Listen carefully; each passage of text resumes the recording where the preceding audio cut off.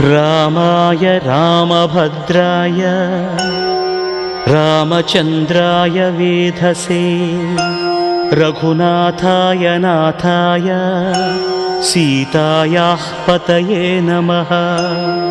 श्रीराम राम रघुनन्दन राम राम श्रीराम राम भरताग्रज राम राम श्रीराम राम रणकर्कश राम राम श्रीराम राम शरणं भव राम राम।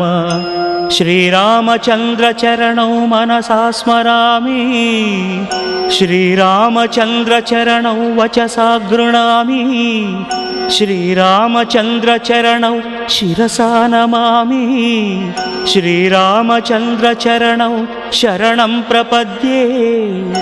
माता रामो मत्पिता रामचन्द्रः